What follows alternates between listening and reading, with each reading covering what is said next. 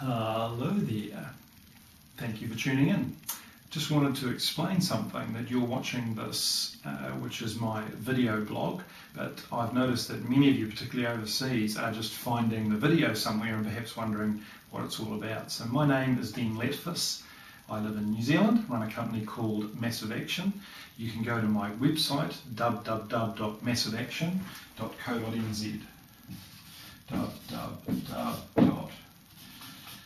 massiveaction.co.nz, or my blog site is www.massiveaction.tv.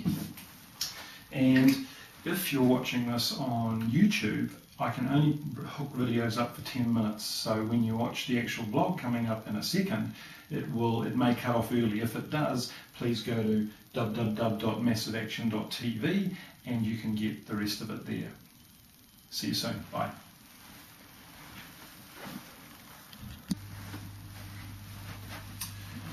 G'day. It's, in the words of Gary Glitter, it's good to be back. I don't have the big high heels on though.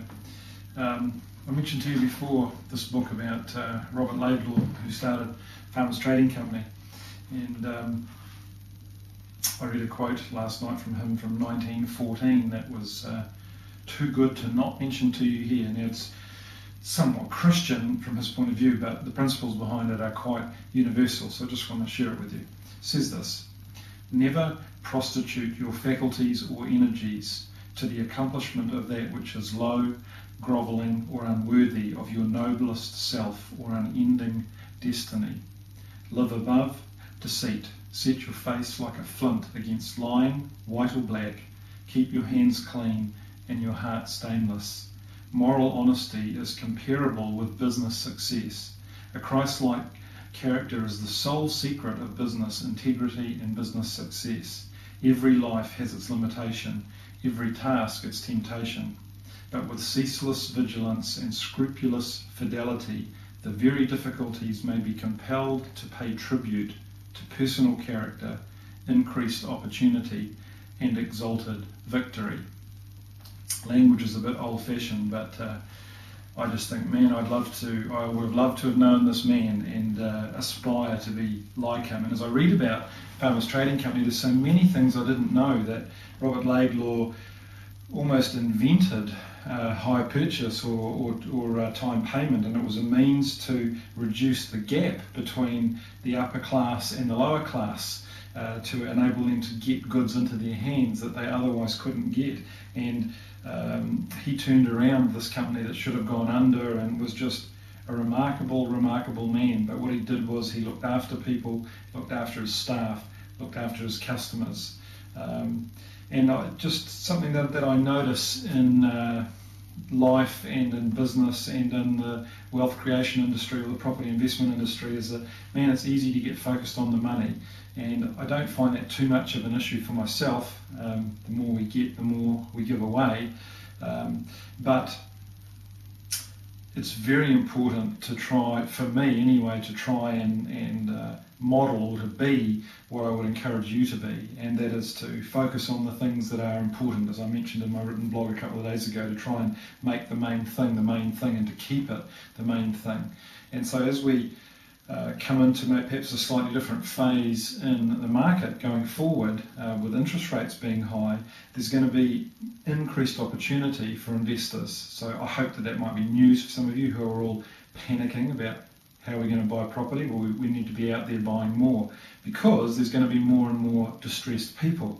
So my point in this quote and what I'm saying to you now is that we have to decide how we're going to treat those people, you know. There's going to be very distressed people coming off 6% mortgages going on to 9% mortgages, who are not sophisticated in their investing or do not understand how money works and how capital growth works. So there's many people out there to be taken advantage of. I've had probably 2 or 3 phone calls just in the last couple of days.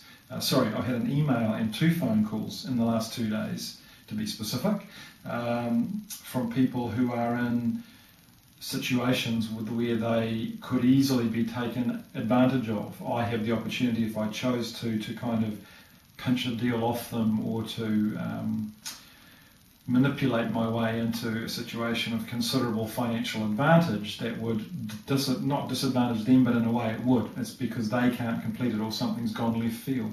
So I try where I can to help those people. Unfortunately, often I get asked things to solve that I just can't solve, not being God and all.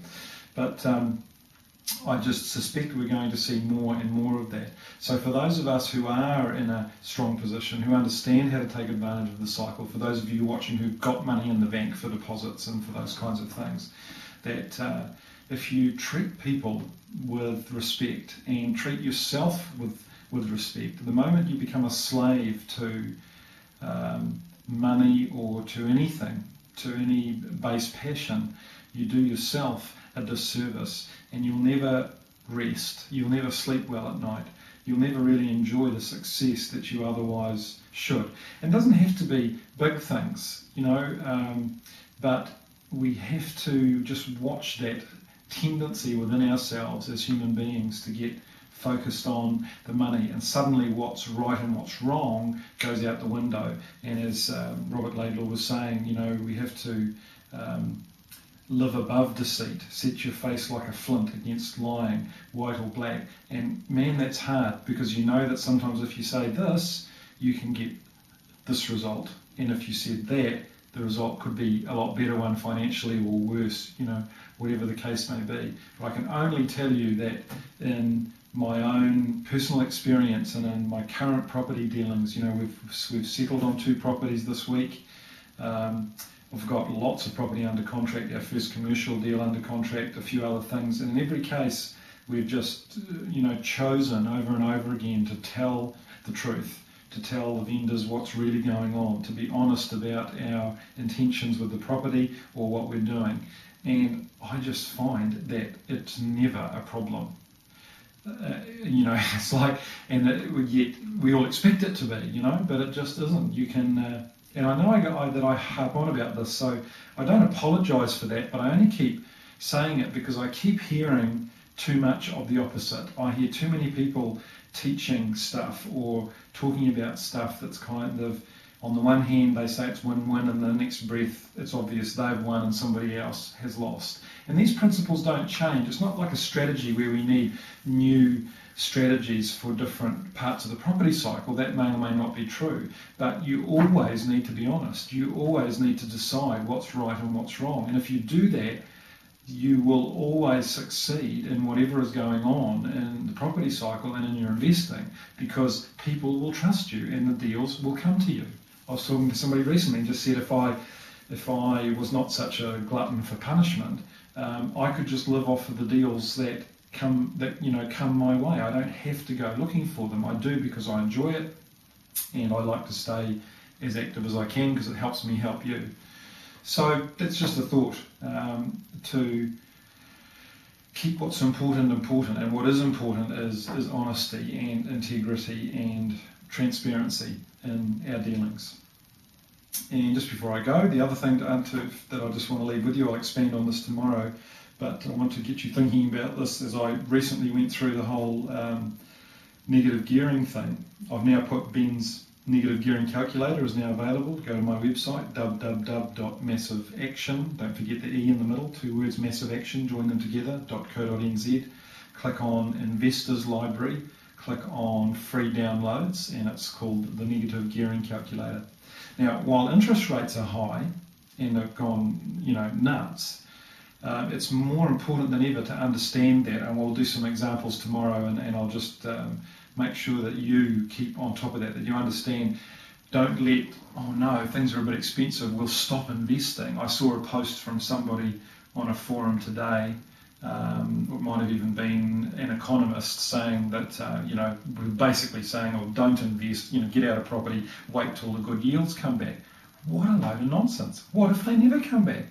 And as long as you understand what property cycle's offering you overall, the cash flow issue is only one of many. So we'll talk a bit more about that tomorrow. Until then, be true to yourself, Stay safe, and God bless you. See ya.